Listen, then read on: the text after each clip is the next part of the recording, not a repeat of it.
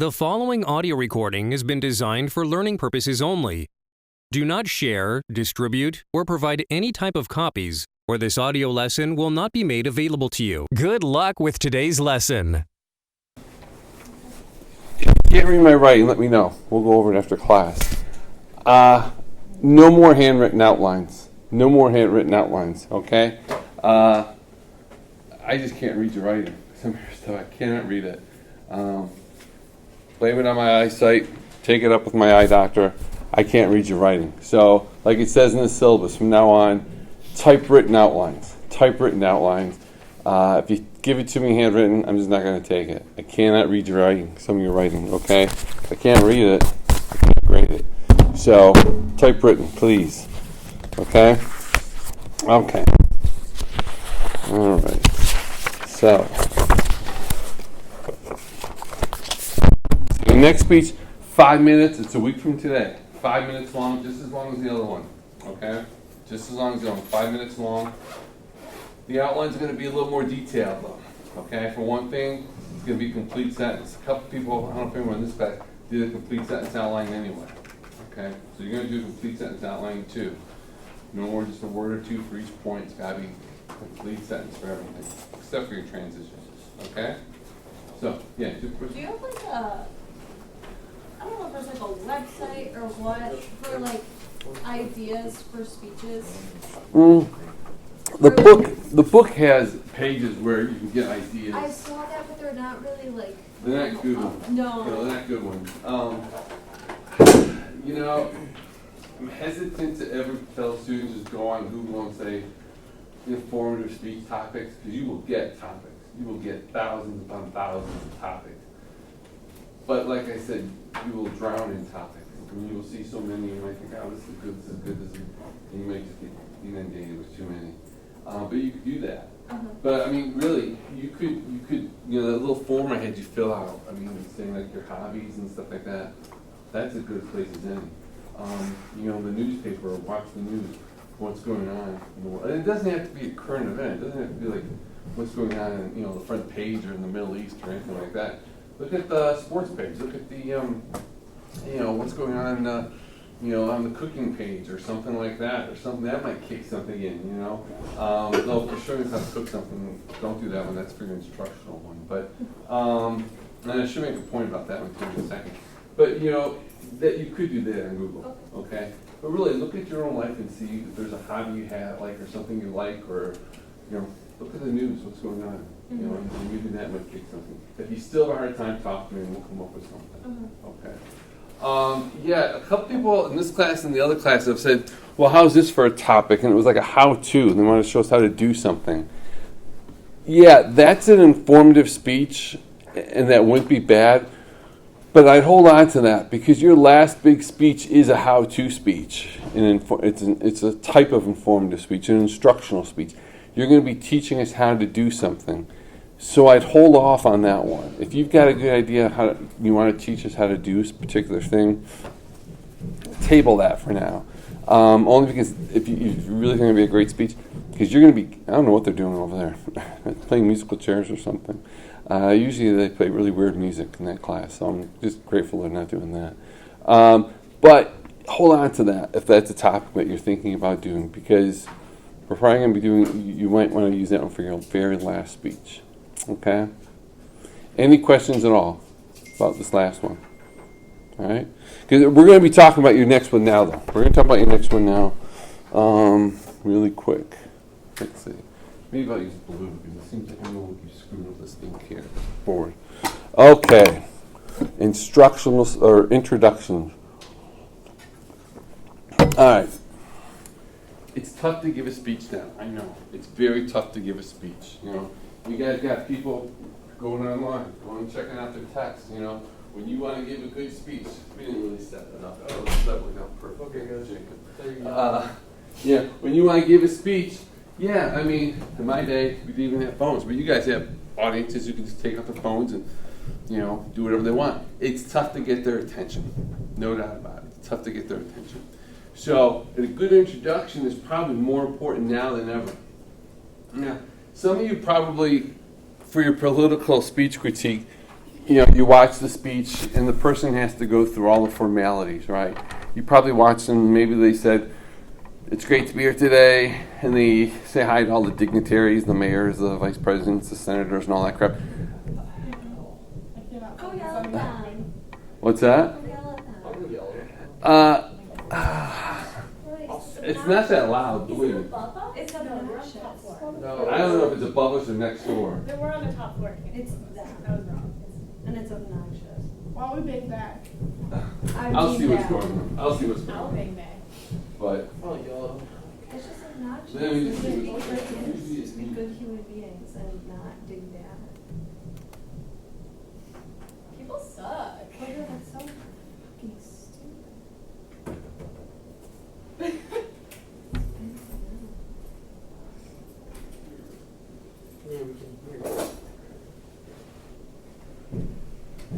Oh, what an asshole. Someone go get him. He just told them and he's still doing it.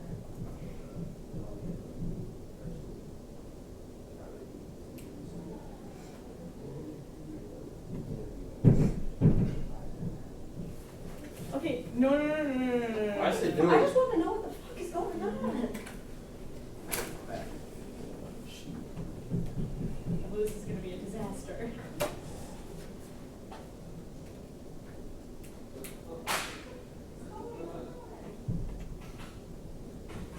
You've got the same problem we do. The board battles. They're boring. So it's the same problem we have over here. Good luck that kid out. It's the cheap boards they wouldn't pay for. Well, theirs is worse than ours though. Yeah. Much worse. So anyway, okay, we'll just ignore that. Listen, believe me, it's been much worse. They used to play Barbara Streisand for a full hour one time. I prefer it. No. Not if you don't like Barbara Streisand, like I don't. Or ancient Roman folk music. That was really a trip too. At least we're not giving speeches. If I don't mind when I'm talking, but when you guys are talking, then I don't like it. But introductions. So important. Okay? Because you got to get the audience's attention. And it's not easy nowadays. It's not easy. But fortunately for you, there are some things you can do.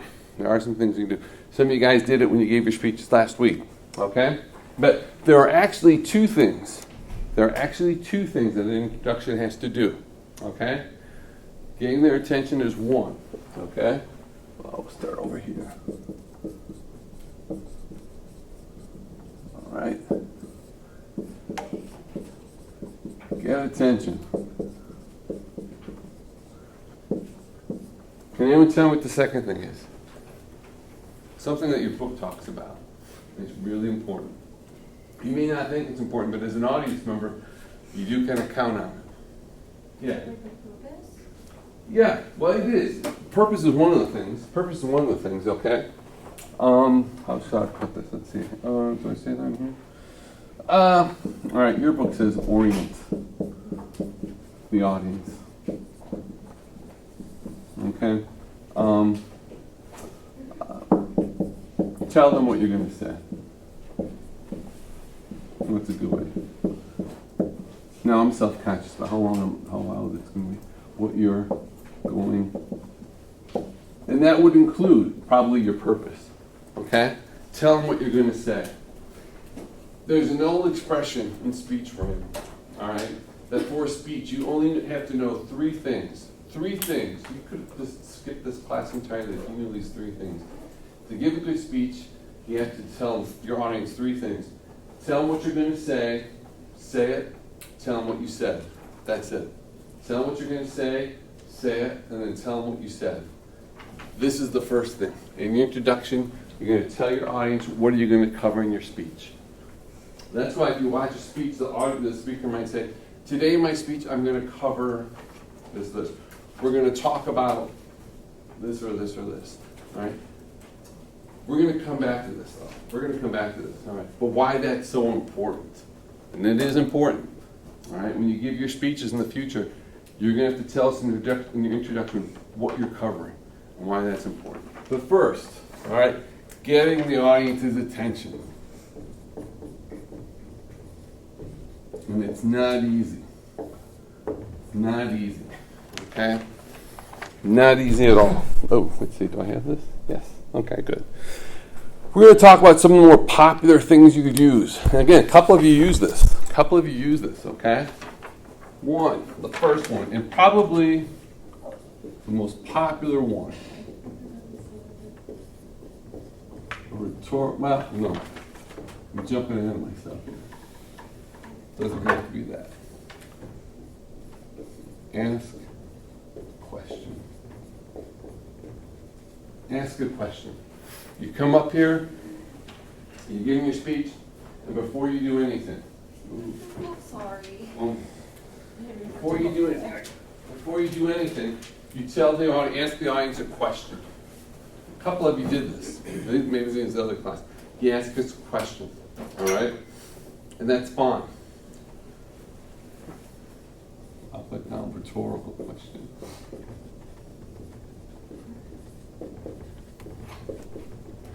A rhetorical question. Can you tell me, what's a rhetorical question?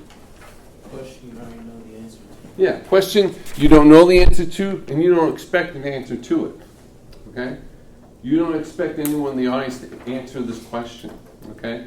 Who here doesn't want better grades? You don't expect anyone to raise their hand and say, well, I've kind of gotten used to C's and D's, and the parents don't mind, so I think I'll stick to that. You don't expect anyone to say that. Who here doesn't want world peace? Well, I work for the Defense Department, that might put me out of a job, so I think I'm okay with a few wars here and there, okay? You don't expect anyone to say something to it, okay? So that's a rhetorical question. That's probably the most used kind of question in a speech, when you start off a speech, okay? Here's the thing, though. Some rules to remember, okay? Make sure it's rhetorical. I can't tell you how many times I've had someone come up here and give what they think is a rhetorical question. And then people in the audience will answer. And then it's like, wow, they're like the deer in the headlights. It's like, what? They weren't expecting anyone to answer. It's like, wait a minute. No one was supposed to say anything. Suddenly people are saying something that wasn't supposed to happen. And then they totally collapse. From the very beginning of their speech, introduction, it's like, wow, it's not working out from the very beginning. So make sure it's a rhetorical question. Run it past some people. Is this really rhetorical? Would you answer this question?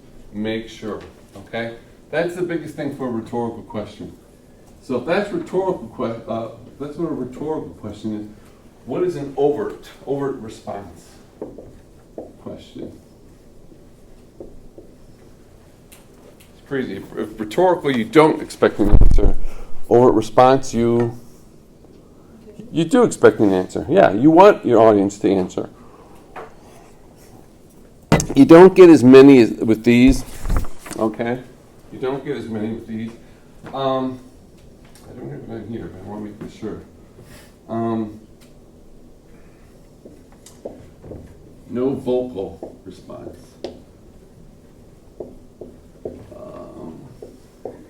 Use arms or something. My point with this is, don't ask your audience, okay, how many people have done this? How many people think about this? And don't give your audience an opportunity to start shouting. Because too many times if you ask a question and people start barking out and saying their answers, suddenly a discussion will start. A conversation will start up. And you've lost control of your speech. And people will start having conversations. They'll start going off subject. They'll start talking about something totally different. And you're just standing there. And somehow you've got to take control of things again. All right? And this I do. But suddenly you're not the only one talking. That's not good. That's the worst thing that can happen for a speaker. And suddenly she's not the person talking. You're the only one who should be talking. So if you ask a question, what can you do? By a show of hands. How many people have done this? By a show of hands, raise your hands. That way, ideally, no one's talking. They're just simply raising their hands, okay? That's the best response you can get. Don't ask them to say something. That's the best, okay? Let's see. What else? Don't drag it out. We'll watch a speech in a couple of weeks where a person does it.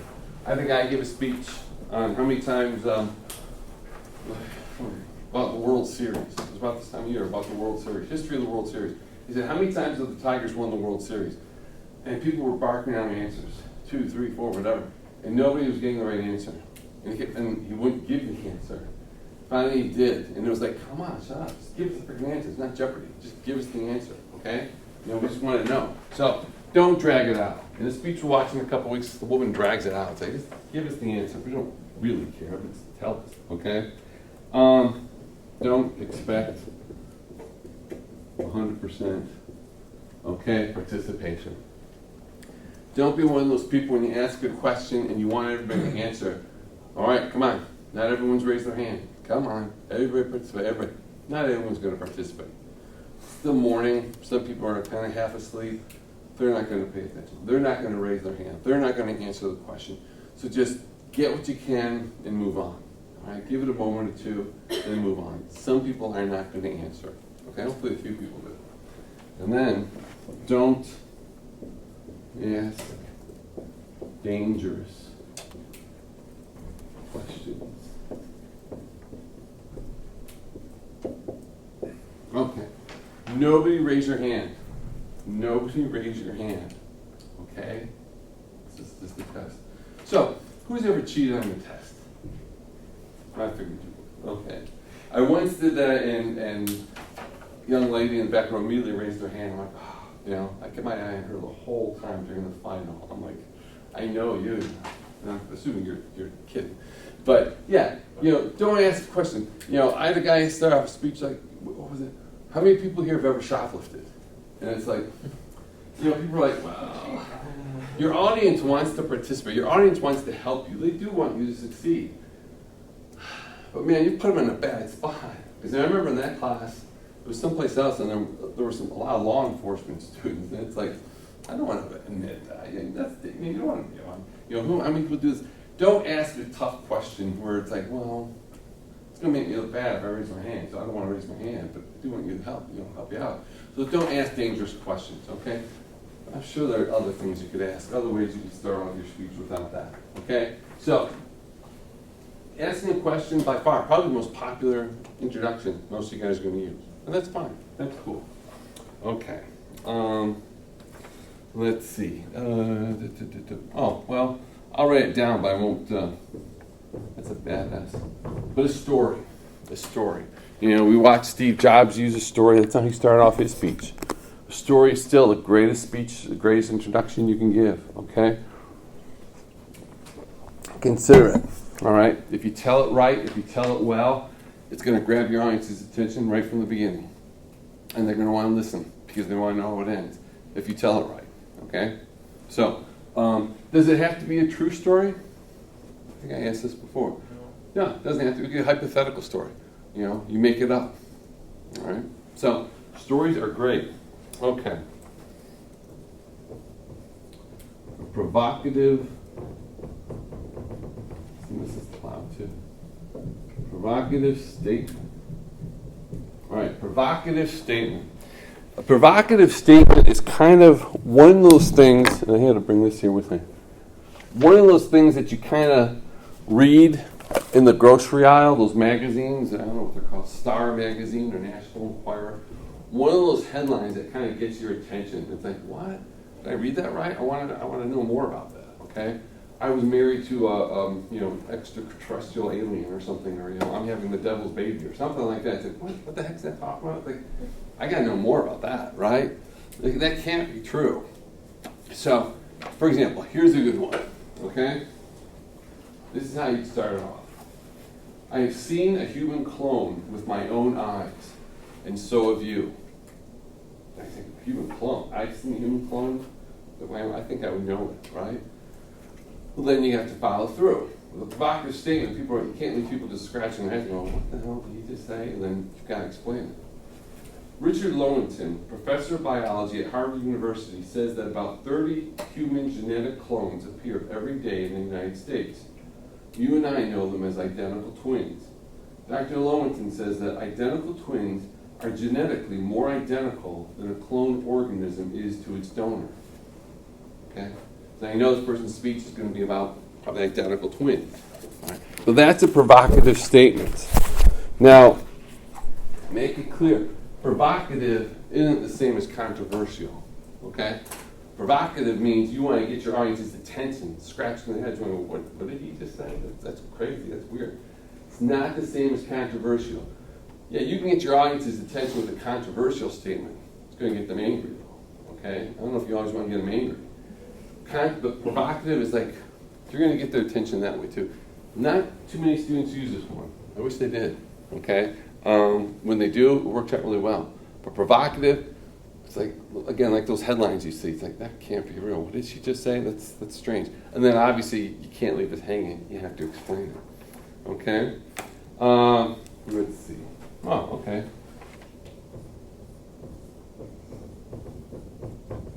Okay. Quotation. Okay. Now, I always look very old when they do this. All right, Connor, can you quote Chance? Is it Chance? Chance the rapper? Chance? Yeah. Okay, good. Okay, I have to look and see, okay, who's popular now. Can you quote Chance the rapper in a speech? Can you, in your introduction? You had a 50-50 shot. You got it right. Just leave. I know you weren't sure about your answer, but yeah, you could. You could. My point here is, a lot of people think, well, if I'm going to start off with a quotation in my introduction, it's got to be of a president, living or dead, or some famous writer that no one even knows about anymore. No one even reads it. Okay? That's not true.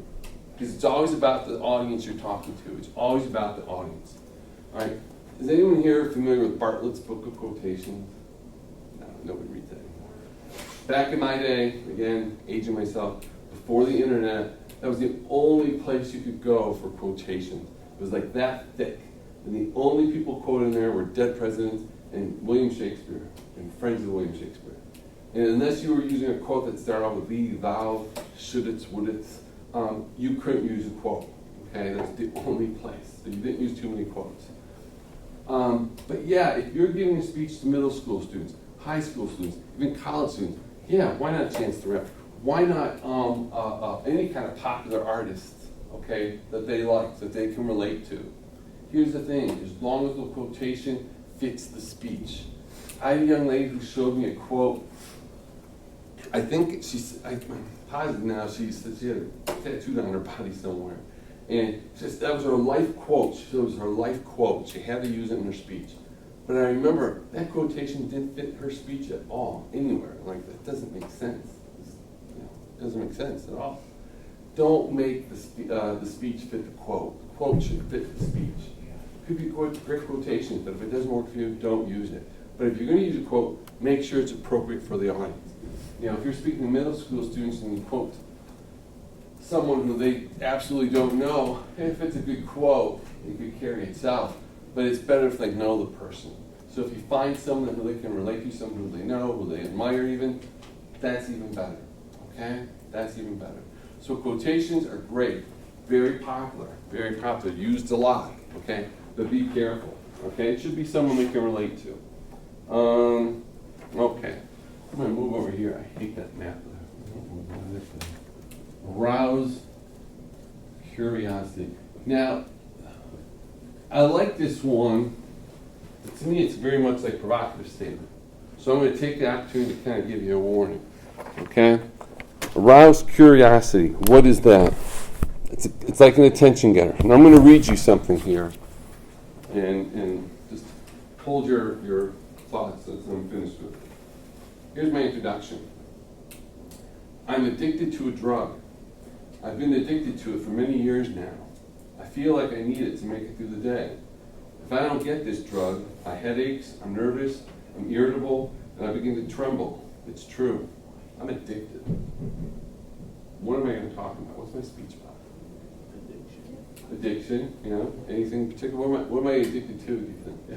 Caffeine. Drugs? Caffeine? Anyone else? Yeah, it's caffeine. I was going to do that when you said See, now you want the response like Houston said. I mean, you want your audience to, oh wow, man, life on the street, you know, meth addict or something like that. But here's the follow-up. I'm addicted to caffeine. Most people don't realize that caffeine is a drug, and that it's very addictive. It is present not only in coffee and tea and soft drinks, but also in many illegal drugs, such as weight control pills and pain relievers. Now, they say this is a good one. And I give you credit because it's great. Now, I wouldn't give you credit if you use this one because we just did it. But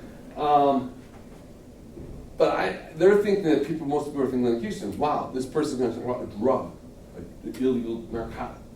But then they thought, wow, I'm going to take this caffeine, and thinking that the audience is going to think, wow, caffeine's a drug? Wow, I never knew that. That's so interesting. I would be disappointed though, personally, I think. Maybe it's just me. I would think, oh man, caffeine? My grandma drinks caffeine. Who cares? You know, it's like everyone does that. You know, it's like, I drink too much caffeine. Everybody drinks too much caffeine. So what? You know, I want to hear about, you know, the cocaine addict. I want to hear about, you know, the guy who's lost his job and using drugs and everything like that. I don't want to hear about a guy who drinks, you know, 4 cups of coffee a day. You know, that's no big deal. You know, so my point is, arousing curiosity, provocative statement, they're good. They're good, but don't set yourself up for a fall. Don't disappoint your audience too much. Something like this, my only concern is you'd be really, I don't know, setting yourself up front, and I don't want to hurt your audience's feelings, but like, oh, really? Come on, that's it? Okay. A visual aid. A visual aid. Okay. Bella, do you even have to say a word? I mean, eventually you have to say a word. It's a freaking speech. But I mean, do you even have to say a word in your introduction to get your audience's attention? I think yes, but I'm sure there's a way that you don't have to. Well, yeah, the fact that I put down visual aid, she said, no, you don't have to say a word. I'm sure there's a way. Yeah, there is. I'll give you a couple examples. Okay. I had a woman who came up, and she came up, didn't say a word. All right? Didn't say a word. She had a little, you know, paper bag, lunch bag, put it on the table here. And then what'd she do? First, on New Year's Eve, those things that you blow into and they shoot out and make that annoying sound. She reached in there and did that, blew into it, made that annoying sound, put it down. Then she reached in, she grabbed that thing that you twirl around, that metal thing that makes that annoying sound too. Those things get your audience's attention. Then she reached in there, grabbed a handful of confetti, just threw it like that. Okay? I know the front row got their attention. But they're probably picking that crap out of her ear for a week or so. Okay?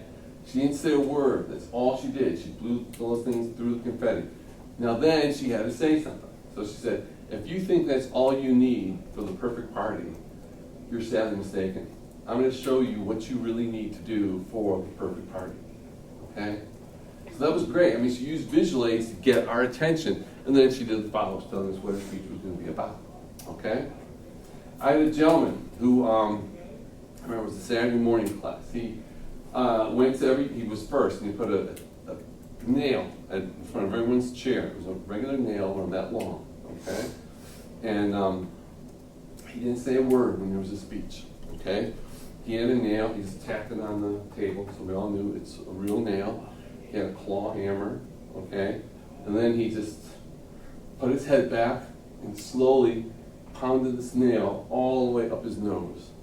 All the way up his nose. Then with the hammer, he slowly pulled it out. And then he pounded it all the way up the other nostril, all the way up, and slowly pulled it. You see a guy pounding a nail up his nose, that gets your attention. So you're thinking, wow, what's this guy doing? And that's what his speech was about, how to pound a nail up your nose.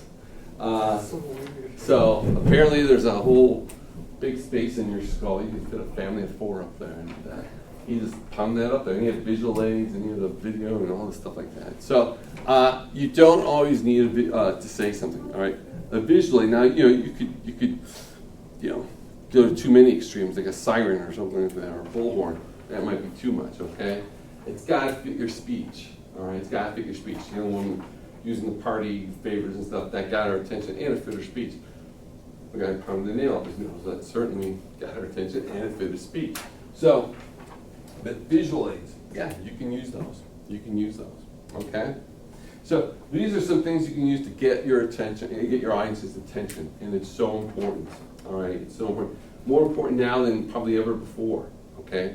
Than ever before, because you have to get your audience's attention now. There's so many things that you're fighting up, that you're going up against, okay? Some guidelines. Some guidelines, and we're going to get to this here, okay? Now we'll do that now.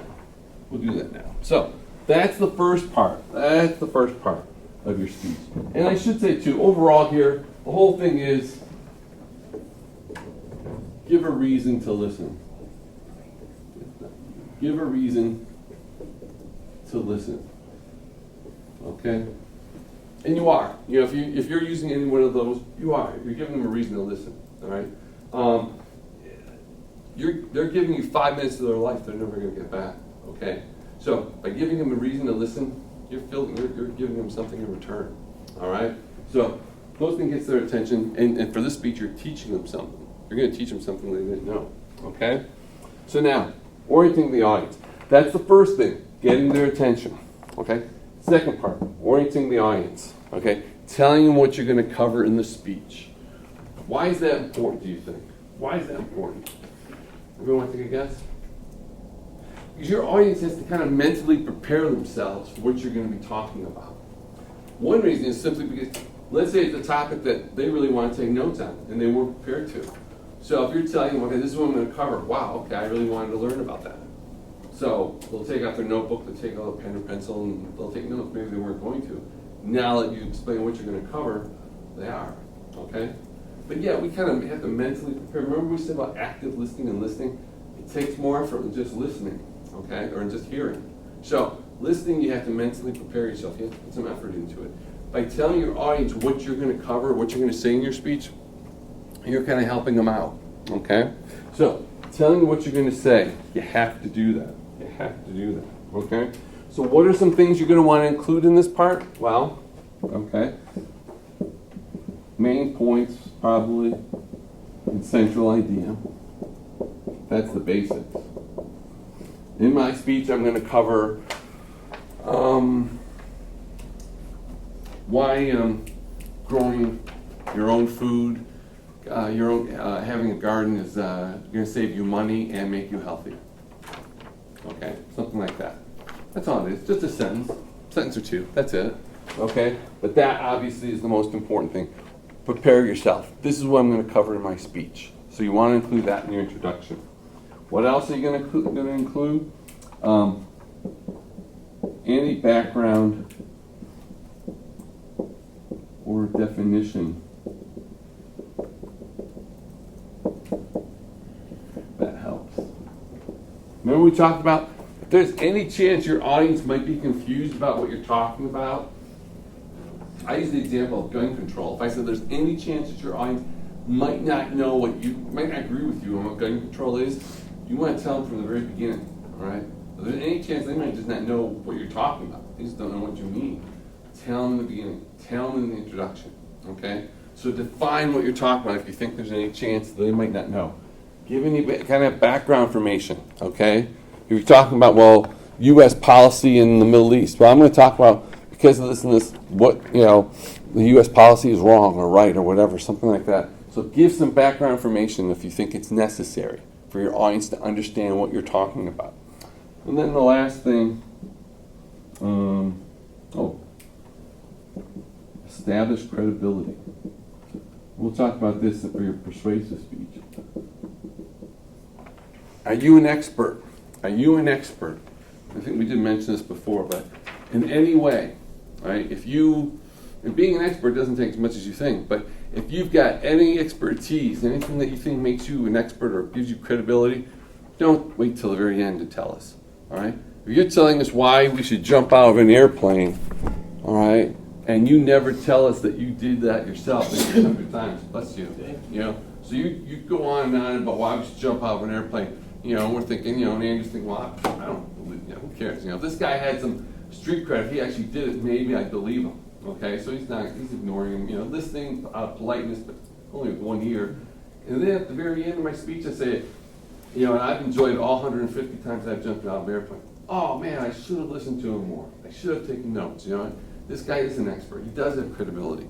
So don't wait till the end. Tell us at the very beginning, okay, of the speech, why we should listen to you, why you've got credibility. Okay? And now some rules. I'm keeping that up for a reason. For intros. Some rules. 1, don't write it first. All right. Why shouldn't you write your introduction first? Well, you're going to be up here saying the intro first, but why shouldn't you write the introduction first? Okay. don't repeat yourself. But you don't repeat yourself. That's a good point too. That's a good point too. But think about, yeah, you were going to say something, Nicole? Could change or... Yeah, it probably is going to change. Remember I said your introduction is like 10% of your speech. Your conclusion is like 10% of your speech. The body of speech is 80%, right? If you write this really great introduction and you write it first, you're kind of forcing yourself that the rest of that speech is going to have to follow that lead, and that's going to be tough. So if you write the body of the speech first, and that's what you should write first, the body of the speech, all the facts, the guts, well then, okay, the introduction should have something to do with the body, okay? So write that body first, and then the intro should have something to do with that, okay? The body is the toughest part, but that's the gut. That's the most important part of your speech, okay? So write the body first, and then the introduction, okay? Don't make it hard on yourself. Let's see. Yeah, make sure it ties in with body, which I just said. And the last one, which I mentioned before, never apologize. Never apologize. Remember I said, don't come up here and let your first words out of your mouth be, I'm really sorry, I wish I had prepared more. I wish I had prepared more for the speech, or something like that, okay? So, because you're not going to get your audience's attention if you say that. The first words out of your mouth are, oh, man, I really wish I did more, I practiced more. Well, okay, we know we're going to be in for a 5-minute fun fest, right? It's like, okay, this is going to be great. This is going to be great. You know, he told about the guy who said this is going to, came first words, this is going to suck. I'm like, oh, I made him sit down. I'm like, oh, really? I don't want to hear your speech. I made him sit down for like an hour and a half. I said, you come up with a better introduction. I go, I don't want to hear that speech. I don't want to hear that speech. It's like, that's the first words out of your mouth is, oh, man, this is going to suck. It's like, really? I don't want to hear that. That guy agreed you. So yeah, never apologize when you're up here. Okay? That's not a good introduction. And what's a bad introduction too is, and a lot of people do this, is my speech today is on whatever. My speech is on this. A lot of people do this. They'll come up here and say, my speech is on London, England. And then they'll use the good introduction, the one they wrote, the creative one. You don't have to do that. Don't start off with, my subject today is this, or my speech is on this, and then you give the creative one. Start off with the creative one. We'll figure it out, as you go along, what you're talking about, what your subject is. Your subject should be in that introduction, the creative one somewhere. So don't feel like you have to tell us from the very beginning, my speech is on this, my topic is this. We'll figure it out. Don't ruin your introduction that you slaved over, a creative one, by coming up here and saying, my speech today is on this. And then you give this nice creative one, right? Because you've already ruined it, right? You don't need the creative one then. So, introductions.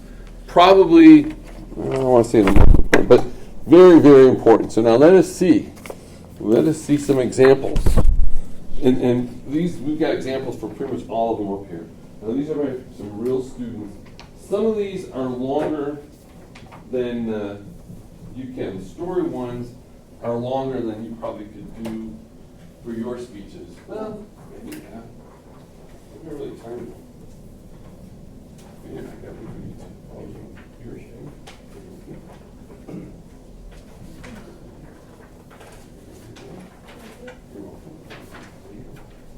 Okay, so first ones are like arouse curiosity, provocative.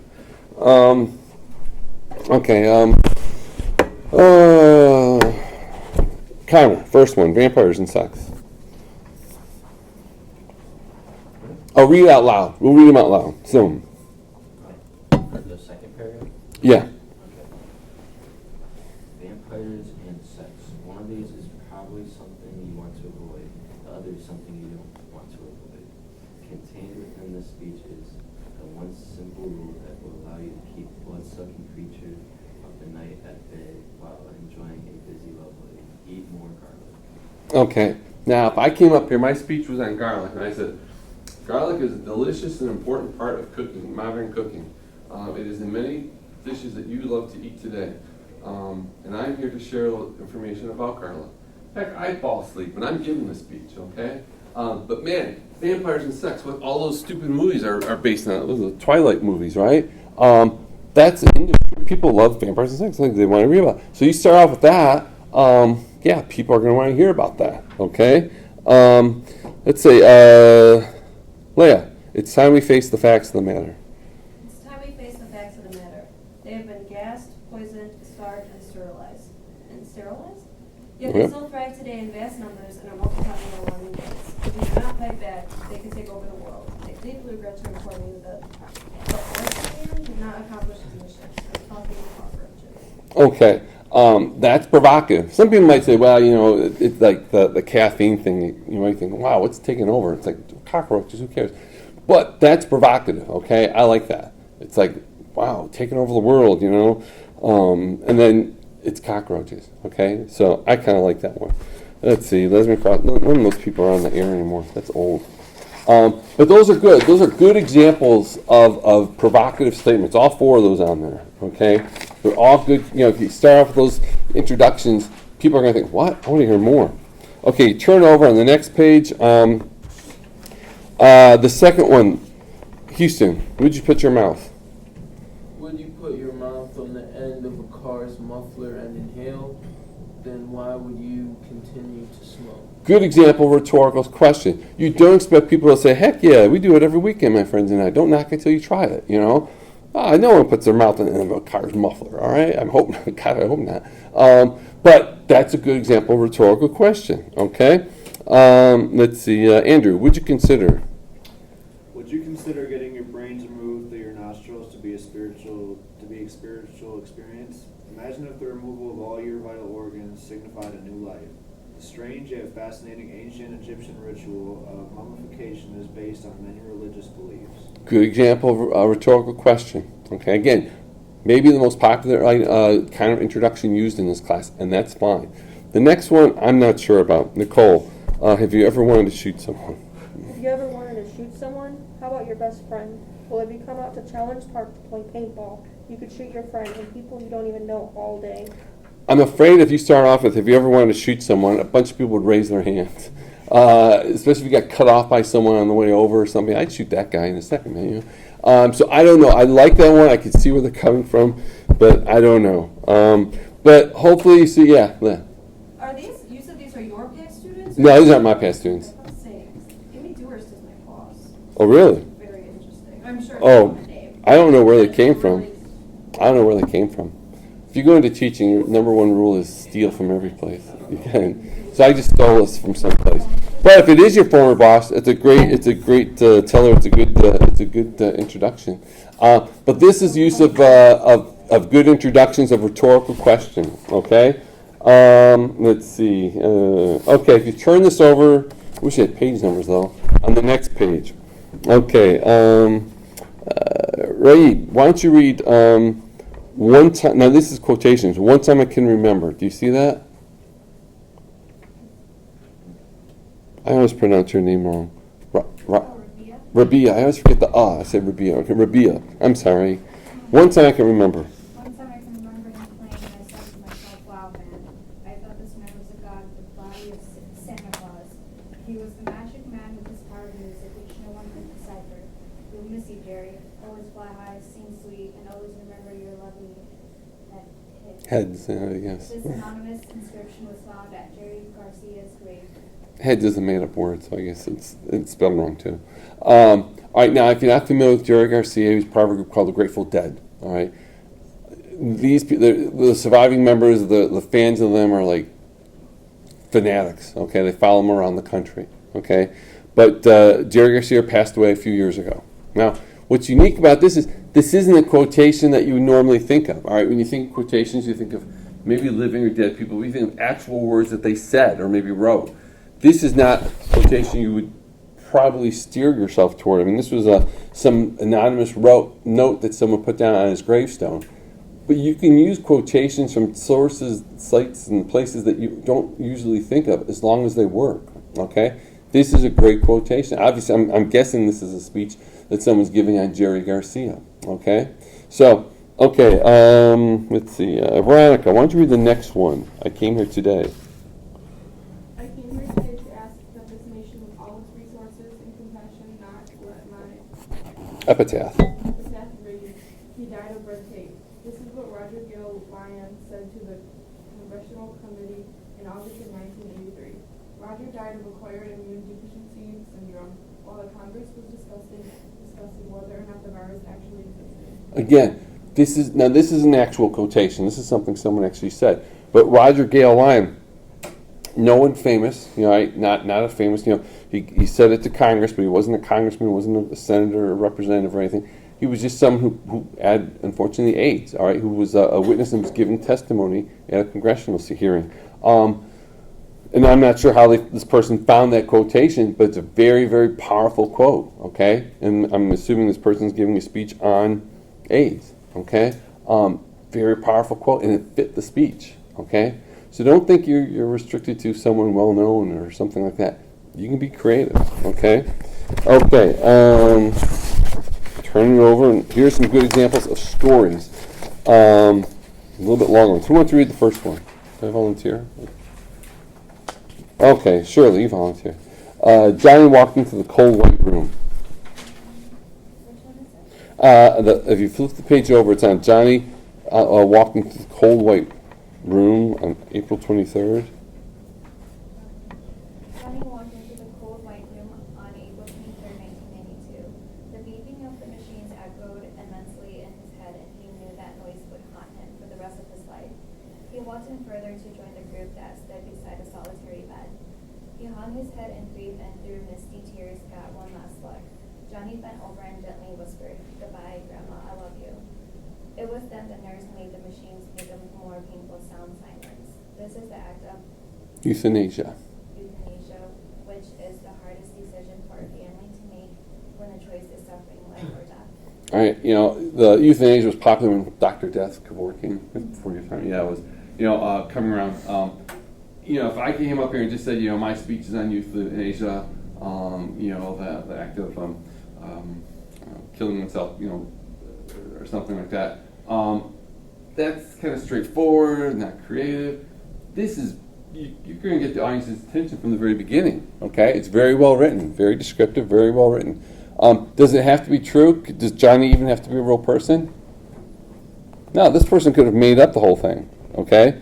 The fact it's got a real date, maybe not, but Johnny could be imaginary, okay? And it'd still be just as powerful. It'd still be just as strong, okay? So, very good. Okay, Jacob, there I was, all alone. There I was, all alone and walking down a long, empty road in the woods in the middle of the night. Feeling a bit scared, I looked all around me. When I looked behind me, I saw a car coming in the distance. What was it them? I was all by myself this time. What was I going to do? Before they could reach me, I ran into my house and locked all the windows and doors. Then I heard a noise in the other room. Shaking in fear, I peered around the corner. In an instant, a man with a mask jumped in front of me and slashed my throat. I fell to the ground and died. This was the only one of many bizarre dreams I've had. What on earth does all that do? Interpretation. Of dreams can be easily done. I've had people give speeches on interpreting dreams. And they said, dreams are a fascinating thing. We all have dreams. I'm going to talk to you about how dreams can be interpreted. That's okay, but I guarantee you, by the time you get to the part where you said I fell down to the ground and died, you're going to have people in the palm of your hands. All right, that's a good introduction. Okay, it's a very good introduction. It's a little bit long. But it works. Last one. Who's good at science? Who likes science? No one's good. Only because there's a lot. All right, Bella, you're good at science. Today we're going on a chemical scavenger hunt. Today we're going on a chemical scavenger hunt. Here's a list of all the chemicals we need to find. Powdered activated carbon, chlorine, hydrated lime, alum, Alum, I think. benzene. Benzene. I'm gonna murder these. Astrane, Sizine. Sizine? Does anybody have any idea where we could find these? Some might be in a chemistry lab. Some are weed killers. Some were used for chemical warfare in World War I. But there's an easier place where we can find them.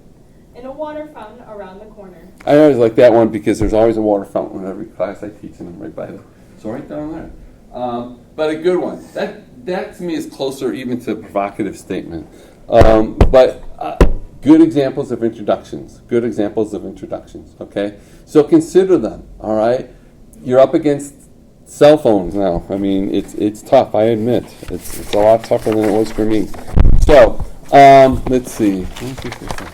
I want you guys, I'm going to give you just a few things, just to see how good you're at. Okay. This is perfect. You four are a group.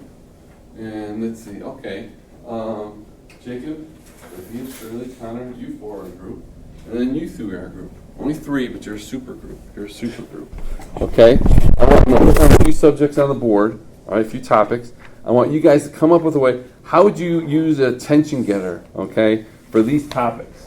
And all of them suck. They're all bad. Okay? Let's see. First, world famine. World famine, that's one, first topic. Second one, burglar alarms.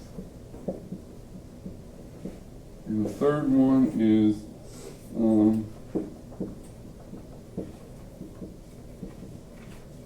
well, for land, we'll say in Greece. It says here Italy. We'll say vacationing in Greece. Being Italian, that was a big deal for me, getting rid of that. But we'll say vacationing in Greece, okay? Three groups. You guys got to come up with an introduction. Use any one of those ones up there, okay? Wait, do we have to do all three or just one of them? All three. Oh, come on. That's not make that easy. Oh, come on. Burglar alarms? There's 4 people in your group. So 4 people in your group. So 3 in your group. So we gotta make an introduction for each one? Yeah, come up with an introduction for each one of those, okay? There's 4 in your group, so one of you guys can sit it out. Don't anyone sit it out. It's all brain power to me here, okay? So these are the ones right here. Come up with a good attention-getting. World famine. That's world famine, yeah. What is the last one say? Vacationing in Greece. Oh my god. So, Tips. so yeah. So you can't use the one you used last time. Oh shit. Go right here. So come up with a good introduction for each one of those. You know, using one of those ones up there. Okay.